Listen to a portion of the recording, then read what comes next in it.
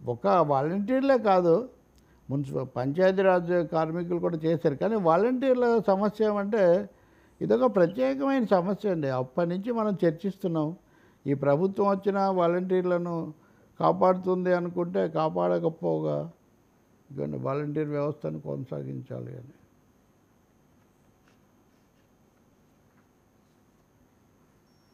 నిన్న వాళ్ళు ధర్నా ఇవన్నీ కూడా చేశారు.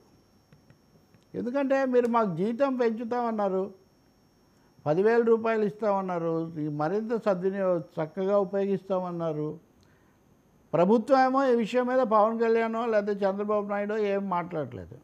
సరే, పవన్ కళ్యాణ్ 1-2 సార్లు అన్నారు మిమ్మల్ని రెన్యూ చేయలేదు, మేమేం చేస్తామని. కానీ అది ఎలా ఉన్నా కానీ ఇన్ని వేల మంది యువత పని చేశారు, సేవ చేశారు, మేలు జరిగింది.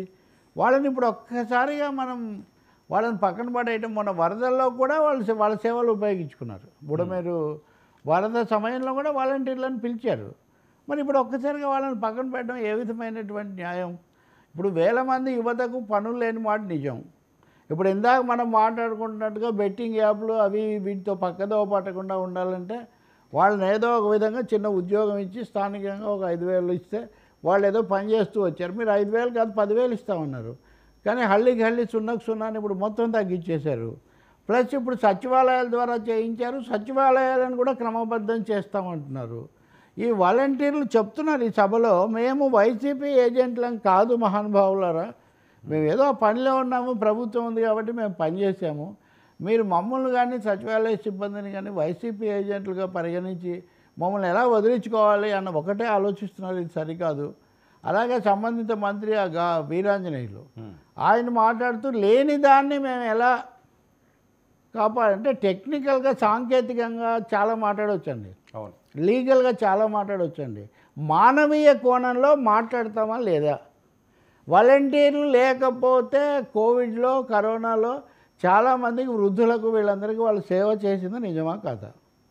ఇంటింటికి వాళ్ళు పొద్దున్నే పెన్షన్లు అవి ఇవి తెచ్చి ఇచ్చిన మాట నిజమా కాదా? వాళ్ళు రానక్కర్లేదంటున్నారా? మీరు వేరే మరింత మెరుగైన పని చేయండి. కానీ వాళ్ళని ఎందుకు తగ్గించాలి, వాళ్ళని ఎందుకు తొలగించాలి, వాళ్ళని ఎందుకు టార్గెట్గా చేసుకోవాలి? సో వాలంటీర్లను టార్గెట్గా చేసుకోవటం అన్నది చాలా దారుణమైన విషయం. దీని మీద వీళ్ళు కూడా పంచాయతీరాజ్ వర్కర్స్ కూడా అంతే, వాళ్ళు కూడా కనీస వేతనం లేదని నిన్న వాళ్ళు కూడా ఆందోళన చేశారు. సో మొత్తం మీద ఈ ఉద్యోగ వర్గాలు, వాలంటీర్లు, ఇంకా అనేక ఉపాధ్యాయులు ఇట్లా సమస్యలు చాలా ఎక్కువగా ఉన్నాయి. నేను అనుకోవటం తెలుగుదేశం పార్టీ లేదా జనసేన కూడా, బీజేపీ కొంచెం తక్కువ అనుకున్న రాష్ట్రంలో సేవ చేసి ప్రజలతో మమేకమైన ఒక వ్యవస్థను మొత్తంగా తొలగించాలి, నిర్మూలించాలనుకోవటం అది ప్రతికూలమైనటువంటి ప్రభావానికి దారితీస్తుంది. కుటుంబాలన్నీ కూడా, అంటే ప్రతి యువకుడు యువతి వాలంటీర్లు, మహిళలు అమ్మాయిలు ఎక్కువ, పెద్ద శ్రమ లేకుండా వాళ్ళు ఊర్లో పని చేసుకుంటూ ఏదో సంబంధాలు అలా ఉన్నారు. వాళ్ళని కనుక తొలగిస్తే ఒక్కొక్క వాలంటీరు కనీసం ఒక కుటుంబానికి మొత్తం ఓటర్లకు వాళ్ళు ప్రాతినిధ్యం వహించే స్థాయిలో ఉంటారు వాళ్ళు. కాబట్టి ఒకవేళ వైసీపీ వాళ్ళు ఒత్తిడి పెట్టారు, రాజీనామాలు చేయించారంటే దానికి వాళ్ళేం చేస్తారు? వాళ్ళు రెన్యూవల్ చేయలేదు, మీరు చేయొచ్చు. ఇప్పుడు మీరు అది చెప్పుకోండి కావాలంటే, వైసీపీ వాళ్ళు రెన్యూవల్ చేయకపోయినా మేము చేసామని. వైసీపీ వాళ్ళు చేయలేదు కాబట్టి మేము చేయలేదంటే మీరు వైసీపీ అడుగుజాడల్లో నడుస్తారా? ప్రశ్న కదా ఇది. ఇప్పుడు కొన్నిటికేమో వైసీపీ వాళ్ళు తప్పు చేశారు కాబట్టి మేము దిద్దుతున్నాం, కొన్నిటికేమో వైసీపీ వాళ్ళు చేశారు కాబట్టి మేము కూడా అదే చేస్తున్నాం. ఎలా కుదురుతుందండి ఈ తర్కం? అందులో ఇన్ని వేల మంది, 2 లక్షల ఎంతమంది. కాబట్టి ఇది చాలా అన్యాయం. నిన్న వాళ్ళ ఆందోళనను సిఐటియు కానీ అనేక కార్మిక సంఘాలు కూడా బలపరిచాయి. దాన్ని విని ప్రభుత్వం వాళ్ళకు న్యాయం చేయాలి. పునరావాసం లాంటిది అది. ఒక పెద్ద శ్రమ తగ్గుతుంది. ఇప్పుడు నిరుద్యోగ భృతి ఇస్తామన్నారు, ఇవ్వండి అని గొంతు మీద కూర్చుంటున్నారు కదా.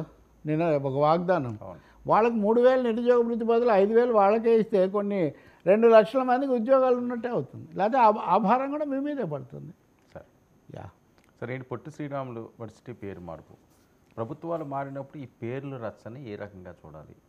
ఒక రాష్ట్రం కోసం ప్రాణత్యాగాలకు కూడా సిద్ధపడ్డ వాళ్ళు